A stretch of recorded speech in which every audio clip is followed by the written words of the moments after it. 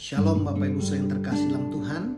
Hari ini kita masuk dalam hari yang ketujuh. Hari ini saya mau membahas satu topik yang sangat penting, 5 tahapan di dalam identitas. Mari sebelumnya saya mau mengajak Bapak Ibu Saudara kita datang kepada Tuhan. Mari kita menyembah Dia.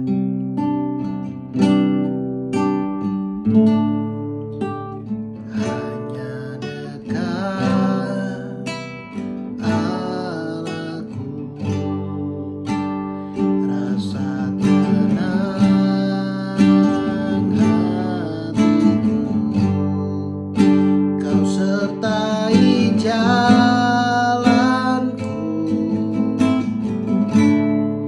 sepanjang hidupku.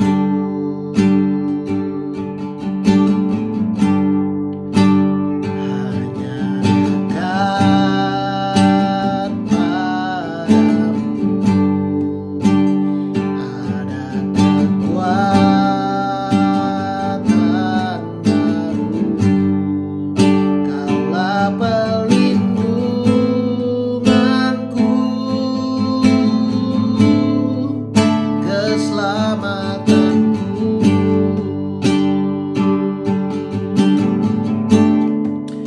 Ku ingin selalu bersekutu denganmu, menikmati hadiratmu. Biarkan Roh-Mu tinggal dalam hidupku. Sungguh indah bersamamu. Ku ingin selalu bersekutu denganmu, menikmati hadiratmu. Biarkan Roh-Mu tinggal dalam hidupku. Sungguh indah bersamamu selamanya.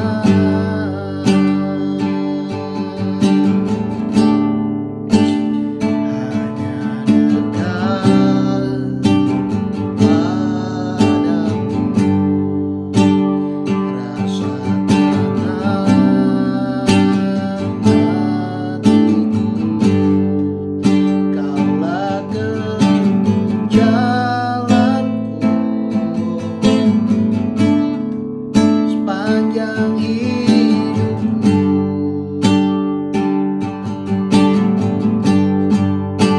Hanya dekat padamu ada kekuatan baru.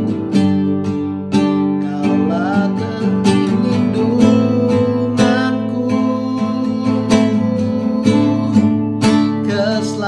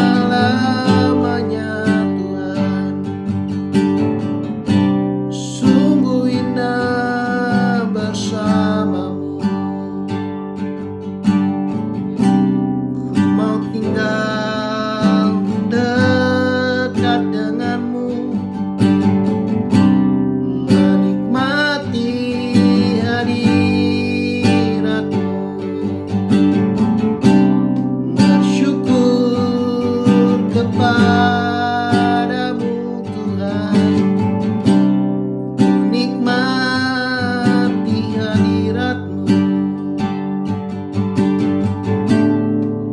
Ku ingin selalu bersekutu denganmu, menikmati hadirat-Mu. Biarkan Roh-Mu tinggal dalam hidupku, sungguh indah bersamamu selamanya.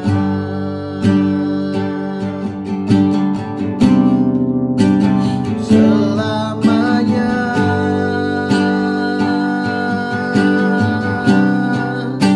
selamanya.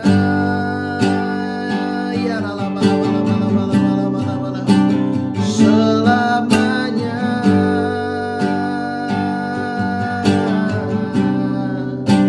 Selamanya. Nyatakan isi hati-Mu Tuhan. Bicaralah buat setiap kami malam hari ini. Kami rindu, kami haus dan lapar akan Engkau.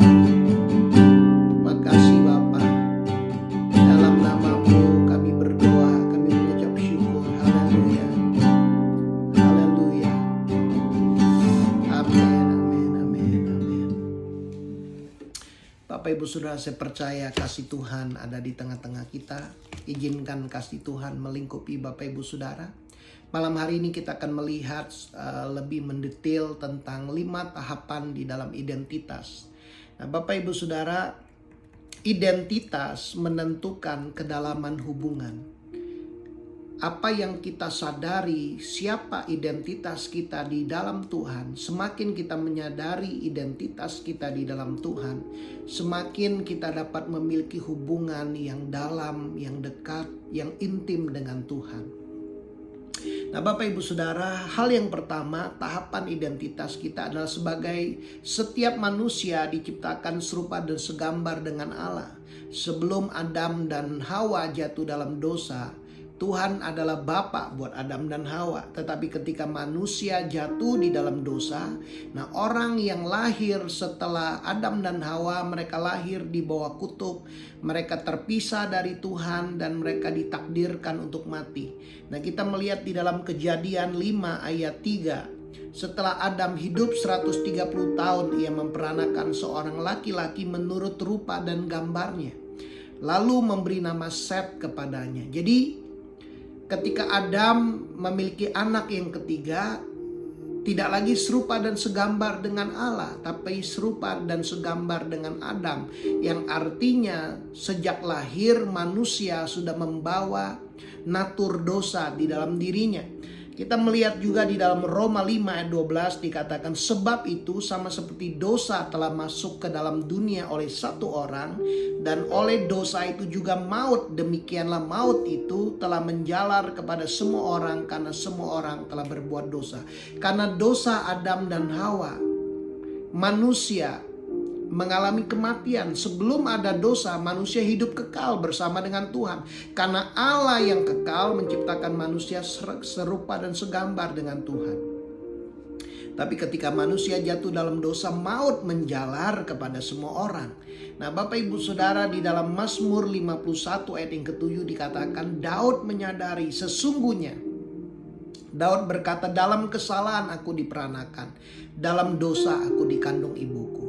Jadi seorang bayi di dalam kandungan ibunya, sekalipun dia belum pernah berbuat dosa, tetapi dia telah membawa natur dosa, sifat dosa karena kejatuhan Adam dan Hawa. Yohanes 8 ayat yang ke-34 dikatakan, kata Yesus kepada mereka, aku berkata kepadamu, sesungguhnya setiap orang yang berbuat dosa adalah hamba dosa. Nah, Bapak Ibu Saudara, ketika dosa dibuahi, dosa itu melahirkan maut, dan dikatakan ketika kita berbuat dosa, kita menjadi hamba dosa. Dan seorang hamba harus mentaati tuannya. Jika tuan kita adalah si jahat, karena ketika kita berbuat dosa, tuan kita adalah si jahat. budak dosa, iblis adalah tuan kita.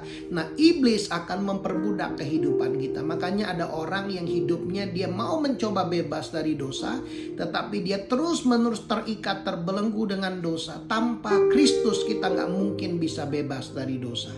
Di dalam Kolose 1 ayat 21 dikatakan, juga kamu yang dahulu hidup jauh dari Allah. Orang yang tidak mengenal Tuhan, tidak percaya kepada Yesus, dia hidup jauh dari persekutuan dengan Tuhan, yang memusuhinya dalam hati. Dosa membuat kita memusuhi Tuhan dalam hati kita, dan dikatakan pikiran seperti yang nyata dari perbuatan yang jahat. Jadi apa yang ada di dalam pikiran terekspresi lewat perbuatan yang jahat. Nah, Bapak Ibu Saudara, Tuhan mau hari ini kita betul-betul mengalami percaya kepada Yesus. Tuhan tidak mau kita menjadi budak dosa. Karena begitu besar kasih Allah akan dunia ini, dia mengaruniakan anaknya yang tunggal, supaya setiap orang yang percaya kepadanya tidak binasa, melainkan beroleh hidup yang kekal. Nah, tahapan yang kedua, identitas kita adalah hamba kebenaran. Roma 7 ayat 24 dikatakan, aku ini manusia celaka, kata Rasul Paulus. Siapakah yang akan melepaskan aku dari tubuh maut ini? Bapak Ibu Saudara, Paulus berkata, aku ini manusia celaka. Siapa yang bisa bebaskan aku dari tubuh maut ini?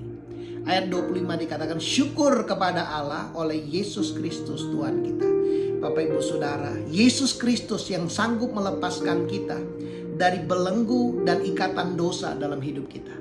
Roma 6 ayat 17 sampai 18 dikatakan, tetapi syukurlah kepada Allah, syukurlah kepada Tuhan Yesus. Dahulu dikatakan kamu memang hamba dosa. Dahulu setiap kita, sebelum kita kenal Yesus, kita adalah hamba dosa. Tetapi sekarang dengan segenap hati telah mentaati, kamu dengan segenap hati telah mentaati pengajaran yang telah diteruskan kepadamu. Barang siapa yang percaya kepadanya, dia tidak binasa, melainkan beroleh hidup yang kekal. Barang siapa mentaati pengajaran, dikatakan kamu telah dimerdekakan. Kalau kita taat kepada perkataan Yesus, taat kepada pengajaran Yesus, kita dimerdekakan dari dosa. Dan kita bukan lagi hamba dosa, kita bukan lagi budak dosa, kita adalah hamba kebenaran. Bapak Ibu Saudara, Tuhan mau kita mengerti hal ini. Orang yang berdosa ditransformasi menjadi orang yang kudus, hamba dosa ditransformasi menjadi hamba kebenaran. Ketika kita percaya kepada Yesus, kita ditransformasi, kita diubahkan. Kita bukan lagi orang berdosa, kita adalah orang kudus karena kita telah dikuduskan, kita telah ditebus. Bapak Ibu, kita telah dibenarkan. Status kita sekarang bukan lagi orang berdosa, tapi kita adalah orang benar, orang kudus.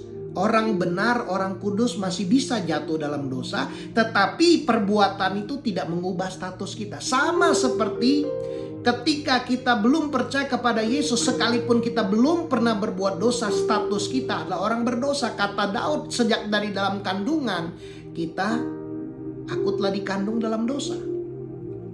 Nah, Bapak Ibu Saudara, di dalam 2 Korintus 5 ayat 17 dikatakan, siapa yang ada di dalam Kristus, dia adalah ciptaan yang baru, yang lama sudah berlalu, yang baru sudah datang. Jadi ketika Bapak Ibu percaya kepada Yesus, engkau diubahkan. Engkau bukan lagi orang berdosa, engkau adalah orang benar. Engkau adalah orang kudus. Engkau bukan lagi hamba dosa, engkau adalah hamba kebenaran.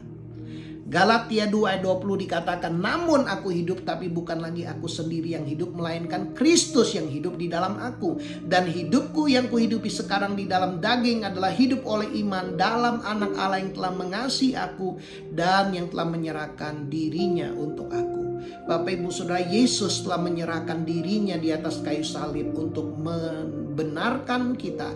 Dia menanggung dosa kita, dia menguduskan kita, dan dia menebus kehidupan kita. Yesus menjadi pendamaian atas dosa-dosa kita. Hari ini, barang siapa percaya kepada Yesus, kita dimerdekakan dari hamba dosa menjadi hamba kebenaran. Dan status identitas yang ketiga adalah sebagai seorang sahabat. Yohanes 15 ayat 33 dikatakan, tidak ada kasih yang lebih besar daripada kasih seorang yang memberikan nyawanya untuk sahabat-sahabatnya. Yesus berkata kepada murid-muridnya, tidak ada kasih yang lebih besar daripada kasih seorang yang memberikan nyawanya untuk sahabat-sahabatnya. Dan Yesus berkata kepada mereka, kamu bukan hanya hamba yang melayani aku, bukan hanya pelayan yang melayani aku, tetapi sekarang kamu adalah sahabatku jika kamu berbuat apa yang kuperintahkan kepadamu. Aku tidak menyebut kamu lagi hamba, sebab hamba tidak tahu apa yang diperbuat oleh tuannya. Tetapi aku menyebut kamu sahabat, karena aku telah memberitahukan kepada kamu segala sesuatu yang telah kudengar dari Bapakku.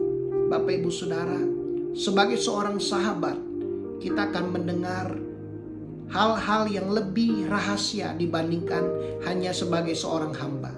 Seorang hamba dan seorang sahabat tentunya sangat berbeda di dalam kedekatan. Dan Tuhan mau kita bukan hanya menyadari diri kita sebagai hamba kebenaran, tapi Tuhan mau kita sadar bahwa kita adalah sahabatnya Tuhan. Saudara adalah sahabatnya Tuhan. Karena ada banyak orang yang sudah percaya kepada Yesus, tetapi dia masih sadar dirinya orang berdosa. Dia suka merasa dirinya orang berdosa. Makanya ketika kita berdoa tidak ada kuasanya. Hari ini kita perlu menyadari kita bukan hanya, kita adalah orang benar, orang dikuduskan. Kita adalah hamba kebenaran dan Tuhan mau kita bertumbuh. Kita adalah sahabatnya Tuhan. Di Keluaran 33 ayat 11 dikatakan, dan Tuhan berbicara kepada Musa dengan berhadapan muka seperti seorang yang berbicara kepada temannya. Tuhan mau kita semakin intim dengan Tuhan. Bapak Ibu Saudara, apakah engkau menyadari siapa identitasmu di dalam Tuhan? Apakah engkau masih punya mindset identitas kau berpikir kau orang berdosa? Ingat, engkau telah ditebus. Tuhan mau kita sadar, Tuhan mau kita bertumbuh. Tuhan mau kita sadar, murid-murid Tuhan berkata, kamu bukan lagi hamba, tapi kamu adalah sahabat-sahabatku. Dan status tahapan yang keempat adalah identitas kita sebagai seorang anak. Kemarin kita sudah mendengar, ketika kita percaya tetapi siapa yang menerimanya, diberinya kuasa menjadi anak-anak Allah. Bapak Ibu Saudara, Yohanes 8 ayat 35 dikatakan, dan hamba tidak tetap tinggal dalam rumah, tetapi anak tetap tinggal di dalam rumah. Ketika seorang sahabat datang ke rumah, sahabat itu harus pulang kembali ke rumahnya. Dia bisa datang berkunjung, dia bisa stay 1, 2, 3 jam, 4 jam. Tetapi akhirnya sahabat harus pulang ke rumahnya, tetapi anak tinggal di dalam rumah. Bapak Ibu Saudara, ini adalah sebuah kedekatan yang hubungan yang lebih lagi. Bapak Ibu Saudara, kita perlu menyadari kita adalah anak Bapa di sorga. Anak akan kelihatan seperti ayahnya. Anak mirip bapaknya.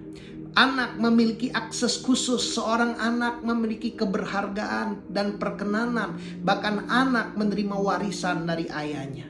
Anak-anak dilimpahi dengan kasih. Anak-anak dibesarkan dari bayi sampai dewasa, dipeluk, dicium, bermain dengan ayahnya. Dan Bapak Ibu Saudara, seorang bapak memperlakukan anak-anaknya berbeda dengan sahabatnya. Bapak Ibu Saudara, Tuhan mau kita mengenal dia bukan hanya sebagai seorang sahabat, tetapi kita adalah anaknya. Kita punya akses khusus, kita punya privilege untuk datang dekat sama Bapa di sorga. Kita adalah ahli waris, kita tinggal, kita bersekutu. Jangan sampai kita seperti anak sulung. Anak sulung, dia merasa papanya jahat, papanya gak pernah kasih dia kanak kambing untuk pesta dengan sahabat-sahabatnya. Papanya berkata kepada anak sulung, semua yang aku punya kamu punya. Kalau kita menyadari kita adalah anak Bapa di sorga, langit dan bumi kepunyaan Tuhan, dan bumi diberikannya kepada anak-anak manusia. Bapak Ibu Saudara, kita adalah anak-anaknya. Kita diberi otoritas kuasa atas bumi ini. Itulah desain awal dari semula. Ketika Tuhan menciptakan manusia, Tuhan menciptakan manusia pada hari yang ke-6. Dan Tuhan mempersiapkan segala sesuatunya sebelum Tuhan menciptakan manusia. Dan Tuhan menciptakan manusia dikatakan sungguh amat baik. Tuhan telah memikirkan segala sesuatunya. Dia tidak menciptakan manusia di hari pertama, tetapi dia menciptakan manusia pada puncak penciptaannya. Setelah segala sesuatunya siap, segala sesuatunya lengkap, Tuhan menciptakan manusia. Dan Tuhan memberi manusia otoritas karena manusia adalah anak-anaknya. Diciptakan serupa dan segambar dengan Tuhan. Inilah yang harus kita menyadari ketika kita percaya kepada Yesus. Kita adalah anak-anak Allah. Di dalam Roma 8 ayat 15 sampai 17 dikatakan, sebab kamu tidak menerima roh perbudakan. Ada banyak orang percaya tetapi rohnya masih diperbudak. Dia masih sering menyadari bahwa dia adalah orang berdosa. Dia merasa tidak layak ketika datang kepada Tuhan. Kita harus menyadari bahwa ketika kita percaya kepada Yesus, kita adalah anak. Dikatakan sebab kamu tidak menerima roh perbudakan yang membuat kamu takut lagi. Wow. Bapak Ibu Saudara, tidak ada ketakutan. Kasih yang sempurna melenyapkan ketakutan. Semakin kita menyadari betapa besarnya kasih Bapa buat kehidupan kita, kasih yang sempurna melenyapkan ketakutan. Tetapi dikatakan kamu telah menerima roh yang menjadikan kamu anak Allah. Dan oleh roh itu kita berseru ya Aba ya Bapa. Tuhan memberikan Roh Kudus di dalam hati kita. Dan kita dijadikannya baru. Dan oleh roh kita dapat berseru ya Aba ya Bapa. Roh Bapak Ibu Saudara, ketika engkau diciptakan sempurna, 100% sempurna tanpa cacat celah. Bapa adalah roh, Allah adalah roh. Tuhan mau kita menyadari oleh roh kita berseru ya Aba ya Bapa. Roh itu bersaksi bersama-sama dengan roh kita bahwa kita adalah anak-anak Allah. Ketika Bapak Ibu Saudara lahir baru, percaya kepada Yesus sebagai Tuhan dan Juru Selamat, engkau menjadi anak Allah. Dan jika kita adalah anak, maka kita juga adalah ahli waris. Anak adalah ahli waris. Maksudnya adalah orang-orang yang berhak menerima janji-janji Allah yang akan menerimanya bersama-sama dengan Kristus. Bapak Ibu Saudara, Kristus adalah anak. Kita menjadi satu dengan Kristus lewat kematian, kebangkitannya Bapak Ibu Saudara. Sekarang kita duduk bersama dengan Kristus di sorga. Itulah secara status kita. Tuhan mau kita betul-betul menyadari bahwa kita adalah anak yang Tuhan kasih. Kita adalah ahli waris. Dan dikatakan yaitu jika kita menderita bersama-sama dengan Dia, supaya kita juga dipermuliakan bersama-sama dengan Dia. Ketika kita percaya kepada Yesus, kita telah mengalami proses menderita bersama dengan Kristus. Dan kita sekarang sedang diproses untuk dimuliakan bersama-sama dengan Kristus. Di dalam kitab Galatia 4, 6 dan 7 dikatakan, dan karena kamu adalah anak, maka Allah telah menyuruh roh anaknya ke dalam hati kita yang berseru ya Aba ya Bapa. Jadi kamu bukan lagi hamba, melainkan anak. Jikalau kamu anak, maka kamu juga adalah ahli-ahli waris oleh Allah. Bapak Ibu Saudara, engkau bukan lagi hamba. Engkau bukan lagi sahabatnya Tuhan. Tetapi Tuhan mau engkau bertumbuh. Engkau menyadari bahwa engkau adalah anaknya. Anak Allah. 1 Yohanes 3 ayat 1 dikatakan, lihatlah betapa besarnya kasih yang dikaruniakan Bapa kepada kita. Apakah Bapak Ibu Saudara sudah melihat? Engkau bisa mengecap, kecaplah dan lihatlah betapa besarnya kasih yang dikaruniakan Allah Bapa kepada kita. Sehingga kita disebut anak-anak Allah. Bapak Ibu Saudara, semakin besar engkau mengalami, melihat, menyaksikan kasih Bapa dalam hidupmu, semakin engkau akan sadar engkau adalah anak-anak Allah. Dan memang kita adalah anak-anak Allah. Karena itu dunia tidak mengenal kita, sebab dunia tidak mengenal Dia. Dan Tuhan sekali lagi menegaskan kepada setiap kita, kita adalah anak-anak Allah. Kita menjadi anak Allah ketika kita menerima Yesus Kristus sebagai Tuhan dan Juru Selamat. Pertanyaannya Bapak Ibu, apakah kita sudah melihat diri kita sebagaimana Tuhan melihat diri kita? Tuhan melihat diri kita ketika kita percaya kepada Yesus sebagai Tuhan dan Juru Selamat. Tuhan melihat diri kita sebagai seorang anak. Kita melihat Filipus, seorang murid Yesus. Dia berkata, Tuhan tunjukkanlah gambar Bapa itu kepada kami, itu sudah cukup bagi kami. Yesus berkata, Filipus, telah sekian lama kamu bersama dengan aku. Kalau kamu lihat aku, kamu lihat Bapa. Murid-murid mengalami proses dari mereka hamba dosa, mereka sadar mereka hamba kebenaran. Dan Tuhan berkata, kamu sekarang adalah bukan lagi hamba, kamu sahabat. Tetapi Tuhan mau kita menyadari bahwa kita bukan hanya sahabat, kita adalah anaknya Allah. Bapak Ibu Saudara, Tuhan mau kita melihat diri kita sebagai seorang anak dalam hubungan kita dengan Tuhan yang adalah Bapa kita. Mari lihat Tuhan itu sebagai Bapa. Di dalam Matius 18 ayat yang ketiga dikatakan, lalu berkata, aku berkata kepadamu, sesungguhnya jika kamu tidak bertobat dan menjadi seperti anak kecil ini, kamu tidak akan masuk dalam kerajaan sorga. Bapak Ibu Saudara, Tuhan mau buat setiap kita yang bertobat, percaya kepada Yesus. Tuhan mau kita melihat diri kita sebagai seorang anak di hadapan Bapa. Berapa banyak Bapak Ibu Saudara, hari ini kau sudah menyadari dirimu adalah anak Allah. Kau adalah anak. Ada banyak orang tidak menyadari dirinya sebagai anak karena pengalaman masa kecil yang buruk. Dia tidak pernah merasakan figur kasih dari seorang ayah. Tapi hari ini Tuhan mau kita sadar, kita telah ditebus, kita ditebus menjadi miliknya, kita menjadi anaknya, kita adalah ahli waris. Bapak Ibu Saudara, jadilah seorang anak di hadapan Tuhan. Tuhan adalah Bapa yang terbaik sedunia. Dia mau kita menyadari hal ini. Hari ini izinkan, berikan Tuhan yang adalah Bapa kita kesempatan agar dia dapat mendemonstrasikan, dia dapat menyatakan kasih-Nya dalam hidup kita. Mari kita mempercayainya, mari kita mengalaminya agar kita betul-betul punya pengalaman Tuhan adalah Bapa di dalam kehidupan kita. Dan tahapan identitas yang kelima, yang paling intim adalah sebagai mempelai Kristus yang terkasih. Bapak Ibu Saudara, setiap kita dipanggil identitas kita sebagai mempelai Kristus yang terkasih. Anak-anak dibesarkan menjadi besar dan satu saat anak-anak akan meninggalkan rumah, membangun rumah tangganya sendiri. Tetapi seorang pasangan, dia akan tetap tinggal dengan pasangannya, tidak peduli apapun yang terjadi.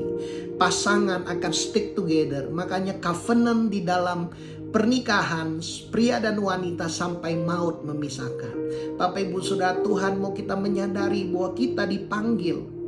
Tuhan mau kita menyadari identitas kita. Kita adalah mempelai Kristus yang terkasih.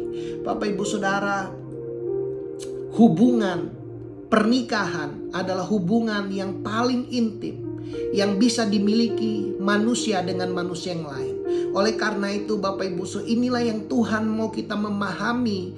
Tuhan memanggil kita ke satu tingkat keintiman yang betul-betul yang paling intim. Bapak Ibu Saudara, ada hal-hal yang diceritakan seorang ayah kepada sahabatnya. Tapi ada hal-hal yang diceritakan seorang ayah kepada anak-anaknya lebih daripada sahabat-sahabatnya. Karena seorang ayah tidak mungkin menceritakan warisan-warisannya kepada sahabat-sahabatnya. Tapi dia akan menceritakan warisannya kepada anaknya. Karena warisan diberikan kepada seorang anak. Tetapi ada banyak hal yang tidak diceritakan seorang ayah kepada anaknya, tapi dia hanya menceritakan kepada pasangannya, yaitu istrinya. Demikian juga Tuhan memanggil kita ke satu tingkat keintiman sebagai mempelainya Kristus. Di dalam Efesus 5 ayat 31 dan 32 berkata, sebab itu laki-laki akan meninggalkan ayahnya dan ibunya dan bersatu dengan istrinya sehingga keduanya menjadi satu daging. Rahasia ini besar, tetapi yang kumaksudkan ialah hubungan Kristus dan jemaat. Bapak Ibu Saudara, Tuhan mau kita memiliki keintiman seperti dengan Tuhan, seperti suami dan istri. Setiap kita adalah mempelai wanitanya Kristus yang terkasih. Tuhan mengasihi kita, Dia menebus kita. Dia sedang memproses kita agar kita menjadi mempelai yang tanpa cacat celah. Bapak Ibu Saudara, inilah yang Tuhan rindukan agar kita bertumbuh. Agar kita menyadari siapa identitas kita di dalam Kristus. Bapak Ibu Saudara, Tuhan memberi kita mandat. Tuhan memberi kita titah untuk kita betul-betul menjadi mempelai wanitanya Kristus. Di dalam Roma 8 ayat 19 dikatakan, sebab dengan sangat rindu seluruh makhluk menantikan saat anak-anak Allah dinyatakan. Bapak Ibu Saudara, kita semua sedang ada di dalam proses disempurnakan. Sama seperti induk ayam. Induk ayam betina dia akan bertelur sehari satu. Dan setelah itu, setelah 10 hari ada 10 telur dierami selama 21 hari dan menetas pada hari yang sama. Bapak Ibu Saudara, mungkin kita lahir baru pada waktu yang berbeda, tetapi kita sedang disempurnakan, dan hari penyempurnaan kita akan diserupa segambar dengan Tuhan serentak bersama-sama. Inilah yang dikatakan sebab dengan sangat rindu seluruh makhluk menantikan saat anak-anak Allah dinyatakan. Bapak Ibu Saudara, dunia ini menantikan kesempurnaan yang akan dialami oleh gereja. Bapak Ibu Saudara, dikatakan karena seluruh makhluk telah ditaklukkan kepada kesia-siaan, bukan oleh kehendaknya sendiri tetapi oleh kehendak Dia yang telah menaklukkannya. Tetapi dalam pengharapan karena makhluk itu sendiri juga akan dimerdekakan dari perbudakan kebinasaan dan masuk ke dalam kemerdekaan kemuliaan anak-anak Allah. Bapak Ibu Saudara, ketika orang melihat hidup kita disempurnakan, mereka juga akan dimerdekakan dari kebinasaan, masuk ke dalam kemuliaan anak-anak Allah. Bapak Ibu Saudara, sebab kita tahu bahwa sampai sekarang segala makhluk sama-sama mengeluh dan sama-sama merasakan sakit bersalin. Bapak Ibu Saudara, kita semua sedang dalam proses. Tuhan mau kita disempurnakan agar banyak jiwa-jiwa juga boleh mengenal Tuhan. Untuk itulah Bapak Ibu Saudara, Tuhan mau kita masuk ke dalam satu tingkat keintiman.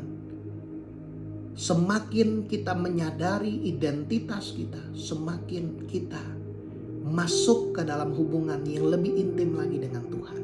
Mari kita datang kepada Tuhan. Bapa, terima kasih. Aku berdoa buat setiap kami yang mendengar firman Tuhan malam hari ini. Bawa kami, berikan kami pewahyuan, agar kami dapat masuk ke dalam satu tingkatan hubungan keintiman yang lebih lagi dengan Tuhan. Hari ini Bapak Ibu Saudara, kalau ada di antara Bapak Ibu engkau yang suka berpikir, merasa engkau adalah orang berdosa, sadarlah engkau adalah orang yang telah ditebus, telah dibenarkan. Engkau adalah orang yang kudus, orang benar. Engkau adalah hambanya Kristus. Engkau bukan hanya hamba, engkau adalah sahabatnya Kristus. Tuhan mau menceritakan rahasia-rahasianya. Dan engkau bukan hanya sahabat, engkau adalah anak. Dan Tuhan mau memanggil setiap kita masuk untuk kita menyadari bahwa kita adalah mempelainya Kristus. Tuhan Yesus, terima kasih. Tuhan berikan pewahyuan buat kami yang mendengar firman-Mu. Tuhan menyembuhkan setiap pengalaman-pengalaman luka di masa lalu yang pernah dialami ketika masa kecil. Tuhan yang sembuhkan, Tuhan yang pulihkan, agar kami mengalami kasih Bapa yang sempurna dalam hidup kami. Terima kasih Bapa, di dalam nama Tuhan Yesus kami berdoa. Haleluya. Amin. Saya berdoa firman ini membuat Bapak Ibu Saudara semakin menyadari siapa identitas Bapak Ibu Saudara di dalam Kristus. Tuhan memanggil kita untuk kita bertumbuh, untuk kita menyadari bahwa kita dipanggil menjadi mempelai wanitanya Kristus yang terkasih. Tuhan mau setiap kita disempurnakan. Bapak Ibu Saudara, Tuhan Yesus memberkati.